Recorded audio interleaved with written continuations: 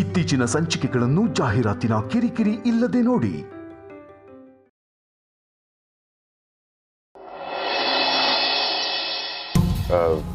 ಅಂತವರೆಲ್ಲ ಯಾಕೆ ಸಣ್ಣ ಪುಟ್ಟ ಮನೇಲಿ ಹುಡ್ಕೊಳ್ಳೋದು?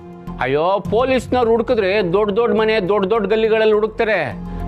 ಅವನು ಸಣ್ಣ ಸಣ್ಣ ಮನೆ, ಸಣ್ಣ ಸಣ್ಣ ಗಲ್ಲಿಗಳಲ್ಲಿ ಉಳ್ಕೊಂಡು ಅವ್ನ ಕೆಲಸ ಮುಗಿಸ್ಕೊಂಡು ಹೋಯ್ತಾ ಇರ್ತಾನೆ. ಹೂನಪ್ಪ, ಡೌಟ್ಗಳು ಬರಬಾರ್ದು ಅಂತ ಈ ಥರ ಪ್ಲಾನ್ಗಳು ಮಾಡ್ಕೊಂಡಿರ್ತಾರೆ. ಇವೆಲ್ಲ ನಿಂಗೆ ಗೊತ್ತಾಗಲ್ಲ, ಸುಮ್ಮನಿರಪ್ಪ.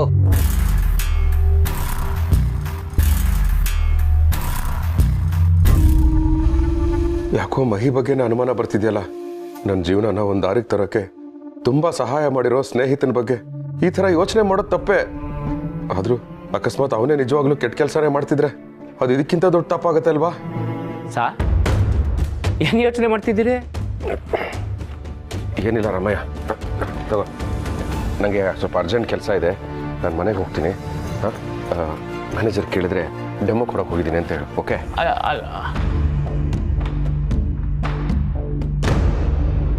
ಇಷ್ಟು ಅರ್ಜೆಂಟಲ್ಲಿ ಎಲ್ಲೋದ್ರಿ ಇವರು? ಅಂಥ ಅರ್ಜೆಂಟ್ ಕೆಲಸ ಏನಿತ್ತು? ಇದೀಗ ಒಂದು ಬ್ರೇಕಿಂಗ್ ನ್ಯೂಸ್ ಬರ್ತಿದೆ. ನಗರದಲ್ಲಿ ತಲೆಮರೆಸಿಕೊಂಡಿರುವ ಕುಖ್ಯಾತ ಭೂಗತ ದೊರೆ ಅಂಡರ್ ವರ್ಲ್ಡ್ ಡಾನ್ನ ಪತ್ತೆಗೆ ಪೊಲೀಸ್ ಇಲಾಖೆ ವಿವಿಧ ರೀತಿಯಲ್ಲಿ ಬಲೆ ಬೀಸಿದ್ದಾರೆ. ವಿದೇಶದಿಂದಲೇ ಅಮಾಯಕರಲ್ಲಿ ಭಯ ಬೀಳಿಸಿ, ಹೆದರಿಸಿ, ಬೆದರಿಸಿ ಅವರ ರಕ್ತ ಕುಡಿದು ಬದುಕಿರುವ ಆ ರಕ್ತ ಪಿಪಾಸು ಡಾನ್ನ ಹೆಡಮುರಿ ಕಟ್ಟಬೇಕು ಎಂದು ತೀರ್ಮಾನಿಸಿದ್ದೇವೆ ಅಂತ ಕಮಿಷನರ್ ಅವರು ಸುದ್ದಿಗೋಷ್ಠಿಯಲ್ಲಿ ತಿಳಿಸಿದ್ದಾರೆ. ಹಾಗೂ ಆತನ ಬಗ್ಗೆ ಸುಳಿವು ಸಿಕ್ಕರೆ ಇಲಾಖೆಗೆ ತಿಳಿಸಬೇಕೆಂದು ಮತ್ತೊಮ್ಮೆ ಮನವಿ ಕೂಡ ಮಾಡಿದ್ದಾರೆ. ಏನ್ ಜನನಪ್ಪ, ದುಡ್ಕೊಂಡು ತಿನ್ನಕ್ಕೆ ಏನ್ ರೋಗ ಇವ್ರಿಗೆ? ನ್ಯಾಯದ ದಾರಿಲೇ ನಡಿಬೇಕು, ಅನ್ಯಾಯದ ಹಾದಿನ ತುಳಿಬಾರ್ದು ಅಂತ ದೊಡ್ಡವ್ರು ಹೇಳಿದ್ದಾರೆ. ಅವ್ರ ಮಾತುಗಳನ್ನ ಕೇಳಿ ನೆಮ್ಮದಿಯಾಗಿರೋದು. ಇವ್ರು ಬೇರೆ ಅವನ ಬಗ್ಗೆ ಏನಾದರೂ ಸುಳ್ಳು ಸಿಕ್ಕಿದ್ರೆ ಪೊಲೀಸ್ನವ್ರಿಗೆ ತಿಳಿಸಿ ಅಂತ ಹೇಳ್ತಿದ್ದಾರೆ. ಮೊನ್ನೆ ನಮ್ಮ ಸ್ಕಂದ ಆ ರಾಹುಲ್ ಮಾತಾಡ್ತಾ ಇದ್ದಾನೆ ಕ್ಲಾಸಲ್ಲಿ ಅಂತ ಕ್ಲಾಸ್ ಟೀಚರಿಗೆ ಹೇಳಿದ್ದಕ್ಕೆ ನಮ್ಮ ಸ್ಕಂದಂಗೆ ರಾಹುಲ್ ಗಿಂಟ್ ಕಳಿಸಿದಾನೆ. ಅಂಥದ್ರಲ್ಲಿ ನಾವೆಲ್ಲ ಏನಾದರೂ ಈ ಡಾನ್ ಬಗ್ಗೆ ಆ ಪೊಲೀಸ್ನವ್ರಿಗೆ ತಿಳಿಸ್ಬಿಟ್ರೆ ಅಷ್ಟೇ, ನಮ್ಮನ್ನೆಲ್ಲ ಸಾಯಿಸೇ ಬಿಡ್ತಾನೆ. ಹಂಗೆ ಯಾಕೆ ಬೇಕಪ್ಪ ಇವನ್ ಸವಾಸ? ಬೇಡ ಬೇಡ.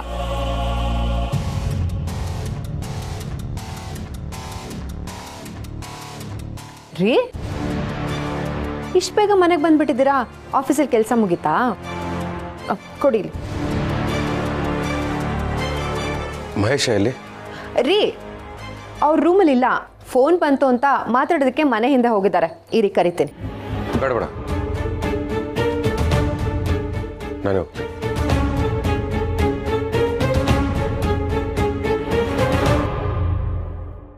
ನೋಡು, 9 to 6 ವರ್ಕ್ ಮಾಡೋದಕ್ಕೆ ಇದು ಸಾಫ್ಟ್ವೇರ್ ಕಂಪ್ನಿನ. ಇಲ್ಲಿಗೆ ಬರೋಕ್ಕೂ ಮುಂಚೆ ಯೋಚನೆ ಮಾಡಬೇಕಾಗಿತ್ತು. ಬಂದ ಮೇಲೆ ಯೋಚನೆ ಮಾಡಿ ಏನು ಪ್ರಯೋಜನವೂ ಇಲ್ಲ. ಇಲ್ಲಿ ಸೀಕ್ರೆಟ್ನ ಸೀಕ್ರೆಟ್ ಆಗಿಟ್ಟರು ತಪ್ಪು, ಓಪನ್ ಮಾಡಿದ್ರು ತಪ್ಪು. ಮ್ಯಾನೇಜ್ ಮಾಡಬೇಕಷ್ಟೇ, ಅದನ್ನು ನೀನು ಮಾಡಬೇಕು. ಎಲ್ಲ ನಮ್ಮ ಕೈನಲ್ಲೇ ಇದೆ ಅಂತ ಅಂದ್ಕೊಂಡಿರ್ತೀವಿ. ರಾತ್ರಿ ಕಳೆದು ಬೆಳಗಾಗೋಷ್ಟರಲ್ಲಿ ನಾವು ಇನ್ನೊಬ್ರ ಕೈನಲ್ಲಿ ಸಿಕ್ಕಾಕೊಂಡಿರ್ತೀವಿ. ಅಷ್ಟಿಲ್ಲದೆ ಇದನ್ನು ಭೂಗತ ಲೋಕ ಅನ್ನಲ್ಲ. ಇಲ್ಲಿ ತಪ್ಪು ಮಾಡಿದವರಿಗೆ ಸಾವೇ ಉತ್ತರ.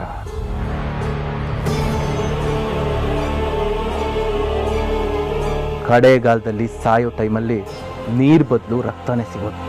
ಅಯ್ಯೋ ಭಗವಂತ, ನನ್ನ ಮಹಿನ ಇದೆಲ್ಲ ಮಾತಾಡ್ತಾ ಇರೋದು. ಭೂಗತ ಲೋಕ ಅಂತಿದ್ದಾನೆ, ರಕ್ತ ಅಂತಿದ್ದಾನೆ. ಅಯ್ಯೋ, ಏನಪ್ಪ ಮಾಡಲಿ ನಾನು?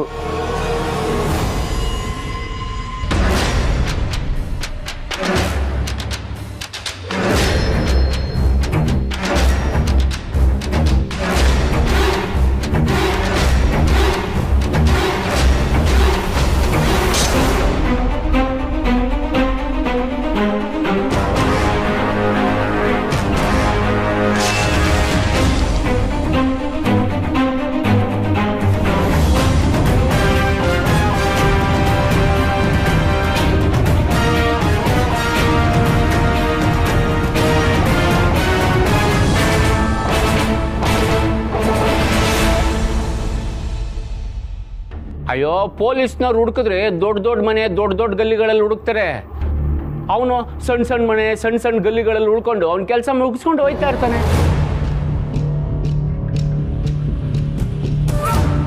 ಇಷ್ಟೊಂದು ಪಾಸ್ಪೋರ್ಟ್ಸು, ರೆಡ್ ಮಾರ್ಕ್ ಹಾಕಿರೋ ಫೋಟೋಸ್ ನೋಡ್ತಾ ಇದ್ರೆ ನನ್ನ ಫ್ರೆಂಡೇ ಭೂಗತ ಪಾದಕಿನ.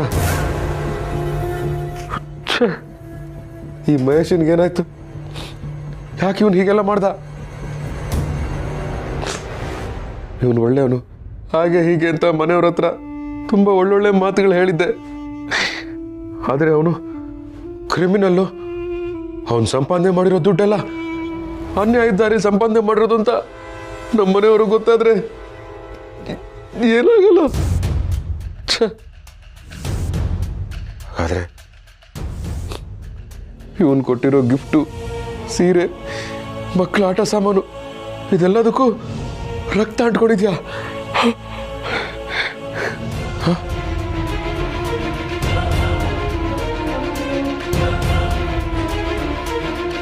ಈಗ ನಾನು ಏನು ಮಾಡಲಿ ಭಗವಂತ, ಏನು ಮಾಡಲಿ?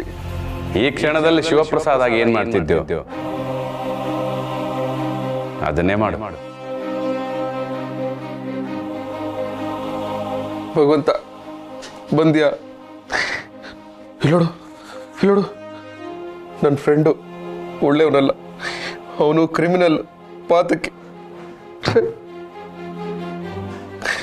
ನನಗಿದು ಗೊತ್ತಾಗ್ಲೇ ಇಲ್ವಲ್ಲ ಭಗವಂತ. ಅವನ್ನ ನಾನು ತುಂಬ ಒಳ್ಳೆಯವನು ಅಂತ ಅನ್ಕೊಂಡ್ಬಿಟ್ಟಿದ್ದೆ. ಆದರೆ ಅವನು ಯಾಕೆ ಹೀಗೆಲ್ಲ ಮಾಡ್ದ? ಇದನ್ನೆಲ್ಲ ನನ್ನಿಂದ ಯಾಕೆ ಮುಚ್ಚಿಟ್ಟ? ಅವನ್ನ ನಾನು ಹೇಗೆಲ್ಲ ಹೋಗ್ಲಿದ್ದೆ. ಅವನು ಕೃಷ್ಣ, ನಾನು ಸುಧಾಮ ಅಂತ ನಿನ್ನ ಹತ್ರನೇ ಹೇಳಿದ್ದೆ.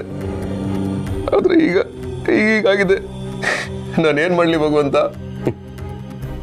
ಸ್ನೇಹ ಉಳಿಬೇಕು ಅಂದ್ರೆ ಸತ್ಯನ ಮುಚ್ಚಿಟ್ಟು ಸುಮ್ಮನೆ ಆಗ್ಬಿಡ್ಬೇಕು.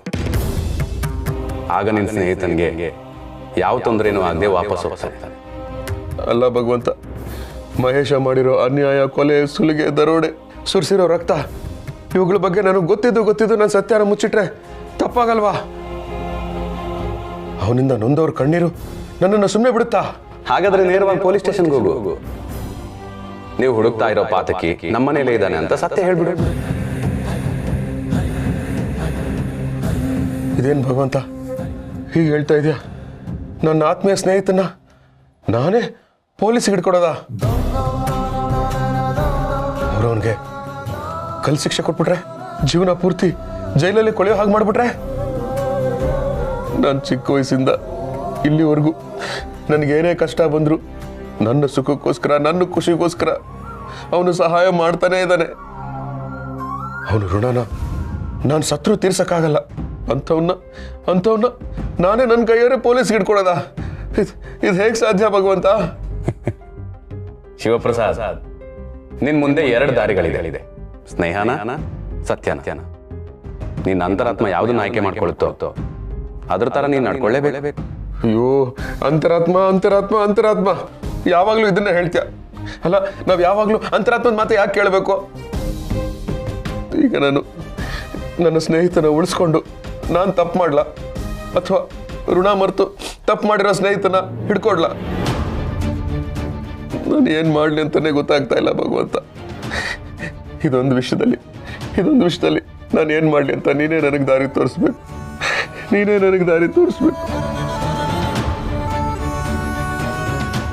ದಾರಿ ತೋರಿಸ್ಬೇಕು.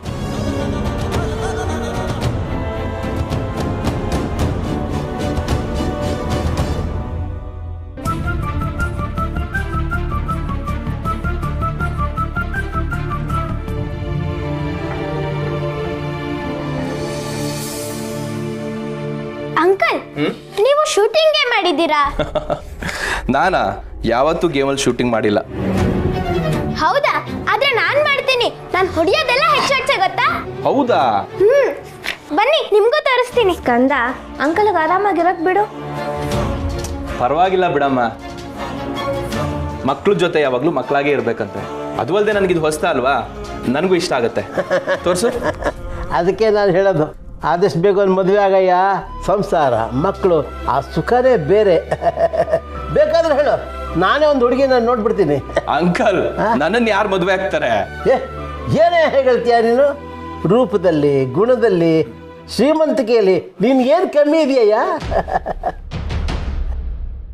ಇಲ್ಲ, ನಾನು ತಗೊಂಡಿರೋ ನಿರ್ಧಾರನೇ ಸರಿ. ಸೀದಾ ಪೊಲೀಸ್ ಸ್ಟೇಷನ್ಗೆ ಹೋಗಿ ಇರೋ ನಿಜ ಹೇಳ್ಬಿಡ್ತೀನಿ. ಶಿವು, ಒಬ್ಬನೇ ಹೋಗ್ತಾ ಇದೀಯಾ? ಅದು ನನ್ನನ್ನು ಬಿಟ್ಟು. ಅದು ಸ್ವಲ್ಪ ಕೆಲಸ ಇದೆ. ಸರಿ ಆಗಿದ್ರೆ ನಾನು ಬರ್ತೀನಿ ಇರು. ಬೇಡ ಬೇಡ, ಪರವಾಗಿಲ್ಲ. ಸರಿ ಬಿಡಪ್ಪ, ತೀರಾ ಪರ್ಸನಲ್ ಕೆಲಸ ಅನ್ಸುತ್ತೆ. ಆದಷ್ಟು ಬೇಗ ಮುಗಿಸ್ಕೊಂಬ, ಒಟ್ಟಿಗೆ ಕೂತು ಊಟ ಮಾಡೋಣ.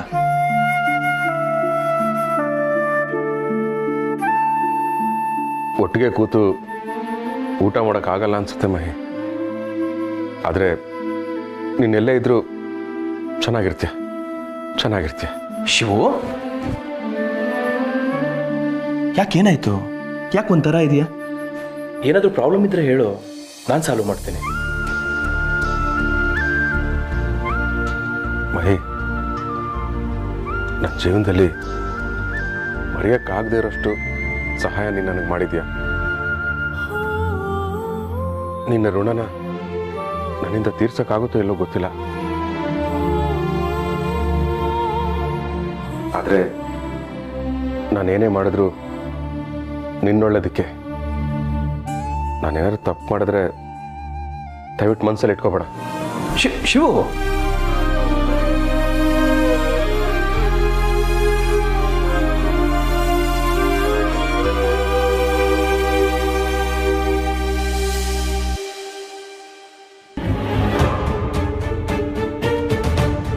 ಸರ್. ಓ, ಏನ್ರಿ ಶಿವು, ಸ್ಟೇಷನ್ ಕಡೆ ಬಂದ್ಬಿಟ್ಟಿದ್ದೀರಾ? ಏನ್ ಸಮಾಚಾರ?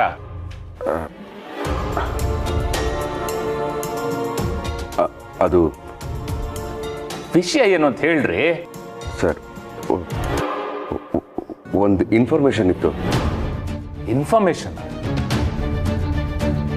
ಹೇಳ್ರಿ. ಏನ್ ಇನ್ಫಾರ್ಮೇಶನ್? ಯಾರ ಬಗ್ಗೆ?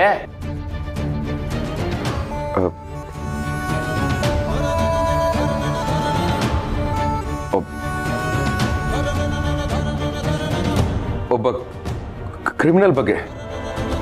ಕ್ರಿಮಿನಲ್? ಯಾರು?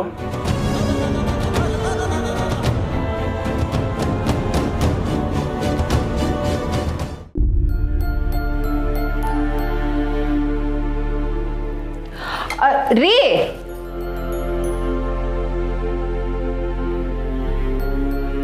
ಎಲ್ಲಿ ಹೋಗಿದ್ರಿ ನೀವು? ಆಗ್ಲೆಯಿಂದ ಮಹಿ ಅಣ್ಣ ಶಿವು ಎಲ್ಲಿ ಹೋದ, ಯಾವಾಗ ಬರ್ತಾನೆ ಅಂತ ಕೇಳ್ತಾನೆ ಇದ್ರು. ರೀ, ಯಾಕೆ ಒಂಥರ ಇದ್ದೀರಾ? ಏನಾಯ್ತು? ಏನಿಲ್ಲ, ಸುಸ್ತಾಗ್ತಾ ಇದೆ, ಕೈಕಾಲು ಮುಖ ತೊಳ್ಕೊಂಡ್ಬಿಡ್ತೀನಿ. ಏನಾಗಿದೆ ಇವ್ರಿಗೆ? ಯಾಕೆ ಹೀಗೆ ಆಡ್ತಿದ್ದಾರೆ? ಅಣ್ಣ, ರೆಡಿ ಆಗಿದ್ದೀರಾ? ಆಚೆ ಎಲ್ಲಾದ್ರೂ ಹೋಗ್ತಿದ್ದೀರಾ? ಒಂದ್ 5 ನಿಮಿಷ ಇರಿ, ಶಾವಿಗೆ ಪಾಯಸ ಮಾಡಿಟ್ಟಿದ್ದೀನಿ, ತಿನ್ಕೊಂಡು ಹೋಗೋರಂತೆ. ನಿಮ್ಗೆ ತುಂಬಾ ಇಷ್ಟ ಅಲ್ವಾ? ಬೇಡ ಅದಕ್ಕೆ. ದಿನಾ ಪಾಯಸ ಕುಡ್ದು ಅಭ್ಯಾಸ ಹಾಕ್ಬಿಟ್ರೆ ಆಮೇಲೆ ಒಬ್ಬನೇ ಇದ್ದಾಗಲೂ ಬೇಕು ಅನ್ಸುತ್ತೆ. ಅಯ್ಯೋ, ಅದಕ್ಕೇನಂತೆ, ನಿಮ್ಗೆ ಯಾವಾಗ ತಿನ್ಬೇಕು ಅಂತ ಅನ್ಸುತ್ತೋ ಇವ್ರಿಗೊಂದು ಫೋನ್ ಮಾಡಿಬಿಡಿ, ನಾನು ರೆಡಿ ಮಾಡ್ತೀನಿ. ಇವ್ರು ನಿಮಗೆ ಮಲೇಷ್ಯಾಗೆ ಪಾರ್ಸಲ್ ಕಳಿಸ್ಬಿಡ್ತಾರೆ ಅಷ್ಟೇ. ಇಲ್ಲ ಅದಕ್ಕೆ, ಇನ್ನು ಮುಂದೆ ಅದು ಸಾಧ್ಯ ಇಲ್ಲ ಅಂತ ಅನ್ಸುತ್ತೆ. ಅಂದರೆ ಇನ್ಮೇಲೆ ಮಲೇಷ್ಯಾ ಬಿಟ್ಟು ಇಂಡಿಯಾದಲ್ಲೇ ಉಳ್ಕೋತೀನಿ ಅಂತ ಹೇಳ್ತಿದ್ದಾನೆ ಅಲ್ವೇನೋ ಮಹೇಶ? ಒಂಥರ ಹಾಗೆ ಅನ್ಕೋಬೋದು ಅಂಕಲ್. ಹಾಗಿದ್ರೆ ಇನ್ನೂ ಒಳ್ಳೇದಾಯ್ತು ಬಿಡಿ. ಇರಿ, ಪಾಯಸ ತಗೊಂಡ್ಬರ್ತೇನೆ.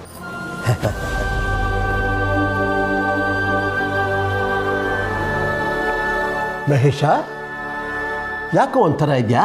ಏನೋ ಯೋಚನೆ ಮಾಡ್ತೀರಾ ಕಾಣುತ್ತೆ. ಏನಿಲ್ಲ ಅಂಕಲ್, ತುಂಬ ದೂರ ಹೋಗೋ ಟೈಮಲ್ಲಿ ಸ್ವೀಟ್ ತಿನ್ನಿಸಿ ಕಳಿಸೋದು ವಾಡಿಕೆ ಅಲ್ವಾ? ಈಗ ಅದಕ್ಕೇನು ಸ್ವೀಟ್ ತರಕ್ಕೆ ಹೋಗಿದ್ದಾರೆ.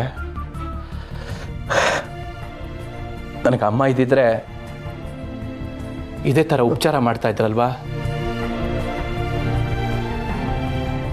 ಅದನ್ನೇ ಯೋಚನೆ ಮಾಡ್ತಾ ಇದ್ದೆ.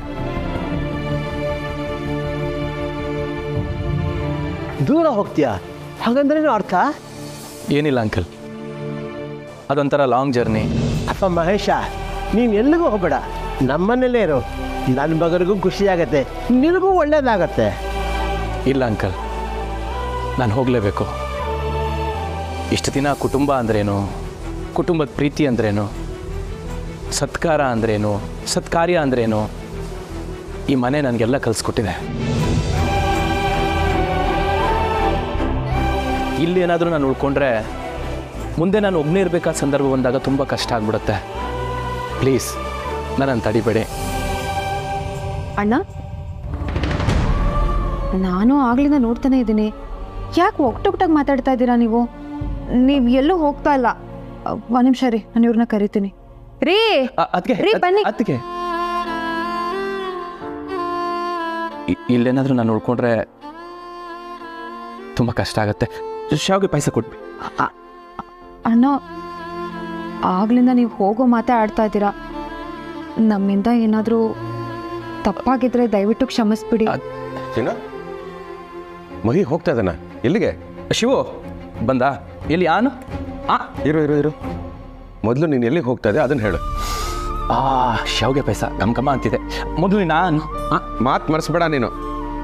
ನೋಡು, ನೀನು ಎಲ್ಲೂ ಹೋಗೋ ಹಾಗಿಲ್ಲ, ನೀನು ಇಲ್ಲೇ ಇರ್ತೀಯ ಅಷ್ಟೇ. ಇಲ್ಲ ಶಿವ, ನನಗೆ ಹೋಗೋ ಟೈಮ್ ಬಂದಿದೆ. ನನ್ನನ್ನು ತಡಿಬೇಡ. ಸರಿ, ನೀನು ಎಲ್ಲಿ ಹೋಗ್ತೀಯಾ ಅದನ್ನು ಹೇಳ್ಬಿಟ್ಟಾದ್ರೂ ಹೋಗು. ಶಿವಪ್ರಸಾದ್,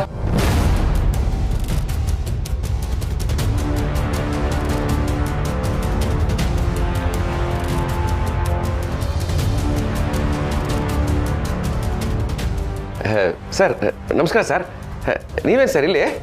ಕ್ರಿಮಿನಲ್ನ ಹುಡ್ಕೊಂಡು ಬಂದಿದ್ದೀವಿ.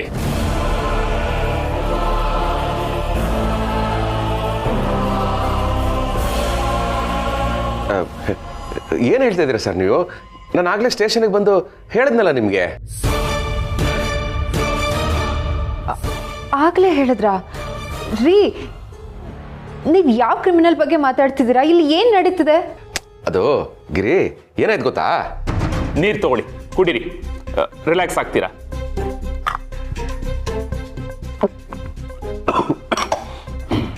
ಹೇಳಿ, ಯಾವ ಕ್ರಿಮಿನಲ್ಲು, ಏನು ವಿಷಯ? ಸರ್, ನನ್ನ ಫ್ರೆಂಡ್ ಒಬ್ಬ ಮಹೇಶ್ ಅಂತ ಇದ್ದಾನೆ. ಅವನ ಫೋಟೋ ತೋರಿಸ್ತೀನಿ ಸರ್.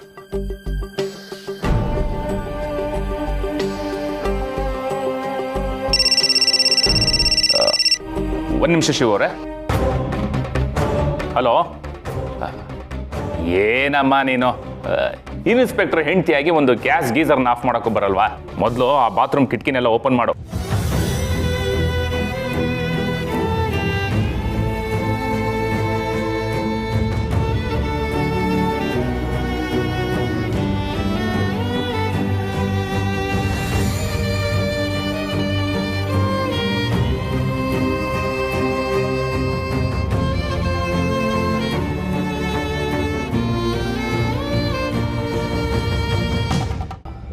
ಆಯ್ತಾಯ್ತು, ಹುಷಾರು. ಸಾರಿ ಶಿವ ಅವರೇ, ನೀವು ನಿಮ್ಮ ಫ್ರೆಂಡ್ ಬಗ್ಗೆ ಏನೋ ಹೇಳ್ತಿದ್ರಿ, ಯಾರೋ ಮಹೇಶ್ ಅಂತ.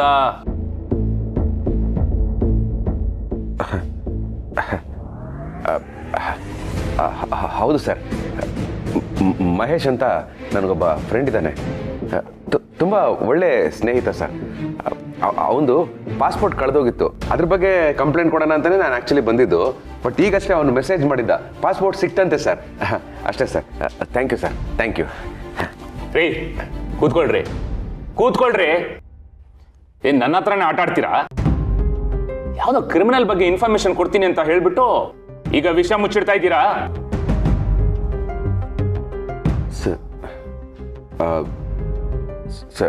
ಸರ್ ಅದು ನೋಡಿ ಶಿವು, ನೀವು ಭಯ ಬಿದ್ದಿದ್ದೀರಾ ಅಂತ ಕಾಣಿಸ್ತಿದೆ. ಏನು ಟೆನ್ಷನ್ ಮಾಡ್ಕೋಬೇಡಿ. ಪೊಲೀಸ್ ಡಿಪಾರ್ಟ್ಮೆಂಟು ನಿಮಗೆ ಎಲ್ಲ ರೀತಿ ಸೆಕ್ಯೂರಿಟಿ ಕೊಡುತ್ತೆ. ನಿಮಗಾಗಲಿ ನಿಮ್ಮ ಫ್ಯಾಮಿಲಿ ಮೆಂಬರ್ಸ್ಗಾಗಲಿ ಯಾವುದೇ ರೀತಿ ತೊಂದರೆ ಆಗಲ್ಲ. ಕ್ರಿಮಿನಲ್ ಬಗ್ಗೆ ಇನ್ಫಾರ್ಮೇಶನ್ ನೀವೇ ಕೊಟ್ಟಿರೋದು ಅಂತ ಯಾರಿಗೂ ಗೊತ್ತಾಗೋದು ಇಲ್ಲ. ಮತ್ತೆ ನೀವು ಕೊಡೋ ಇನ್ಫಾರ್ಮೇಶನ್ ಕರೆಕ್ಟ್ ಆಗಿದ್ದು ಆ ಕ್ರಿಮಿನಲ್ ಸಿಕ್ಕಾಕೊಂಡ್ರೆ ನಿಮಗೆ ಸರ್ಕಾರದಿಂದ ಬಹುಮಾನ ಕೂಡ ಬರುತ್ತ್ರಿ. ಹೇಳಿ, ಯಾರ ಕ್ರಿಮಿನಲ್ಲು, ಏನ್ ವಿಷಯ? Sir, actually